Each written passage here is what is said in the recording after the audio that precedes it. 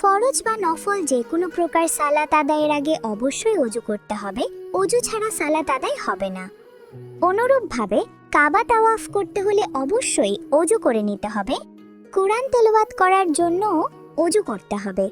আল্লাহ বলেন, ইয়া আইয়ুহাল্লাযীনা আমানু ইযা কুমতুম ইলাস সালাতি ফাগসিলু ওয়ুজুহাকুম ওয়া আইদিয়াকুম ইলাল মারাফিকি ওয়ামসাহু বিরুউসিকুম ওয়া আরজুলাকুম ইলাল কাবাইন।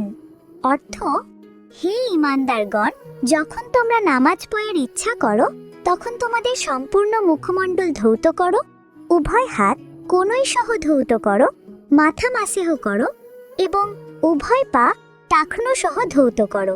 সূরা মায়েদা 6। এই আয়াত হতে ওযুর 4টি ফরজ পাওয়া যায়, আর তা হলো: 1. সম্পূর্ণ মুখমণ্ডল ধৌত করা, 2. দুই হাত কনুই সহ ধৌত করা, 3. মাথা কমপক্ষে 4 ভাগের 1 ভাগ মাসেহ করা, 4.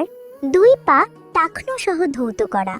এই 4টি ফরজের কোনো একটি বাদ পড়লে ওযু হবে না, আর এমন অবস্থায় নামাজ পড়লে নামাজ হবে না।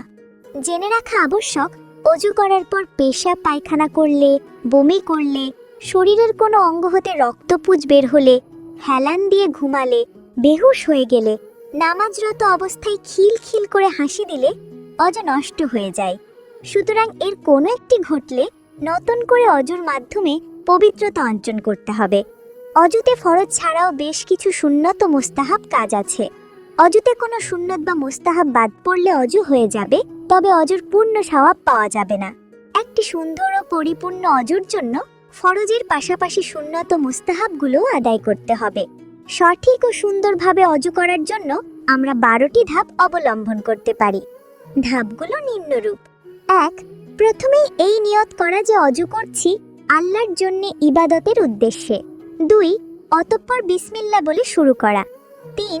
দুই হাত কবজি পর্যন্ত ধোয়া, প্রথমে ডান হাত তারপর বাম হাত। 4. 3 বার মুখে পানি দিয়ে গড়গড়া করা। 5. নাকের ভেতর পানি দিয়ে 3 বার নাক পরিষ্কার করা। 6. পূর্ণ চেহারা ভালোভাবে 3 বার ধৌত করা, চুলের গোড়া থেকে থুতনি পর্যন্ত এবং এক কান থেকে আরেক কান পর্যন্ত পুরো মুখমণ্ডল ধোয়া। 7.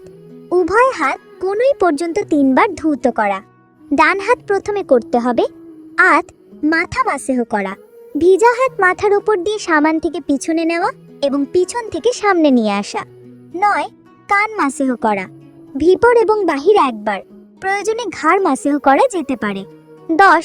দুই পা টাকনু সহ 3 বার ধোয়া।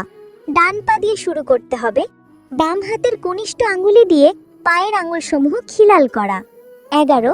অতঃপর নিম্নলিখিত কালেমা শাহাদাত পাঠ করা: আশহাদু আল্লা ইলাহা ইল্লাল্লাহু ওয়াহদাহু লা শারীকা লাহু ওয়া আশহাদু আন্না মুহাম্মাদান আবদুহু ওয়া রাসূলুহু। অর্থ, আমি সাক্ষ্য দিচ্ছি যে আল্লাহ ছাড়া অন্য কেউ ইবাদতের উপযুক্ত না এবং আল্লাহর কোনো অংশীদার নেই। আমি আরও সাক্ষ্য দিচ্ছি যে হযরত মুহাম্মদ সাল্লাল্লাহু আলাইহি ওয়াসাল্লাম আল্লাহর বান্দা এবং রাসূল। 12. তারপর নিচের দোয়াটি পড়া: আল্লাহুম্মা ইজআলনি মিনাত তাওয়াবিনা ওয়াজআলনি মিনাল মুতাতাহহিরিনা। অর্থ, হে আল্লাহ, আমাকে তওবাকারী ও পবিত্রতা অর্জনকারীদের অন্তর্ভুক্ত করো। উল্লেখ্য, অজুখানা এবং টয়লেট একই কক্ষের ভেতরে হলে কক্ষ থেকে বের হওয়ার পর কালিমা শাহাদাত ও দোয়া পড়তে হবে।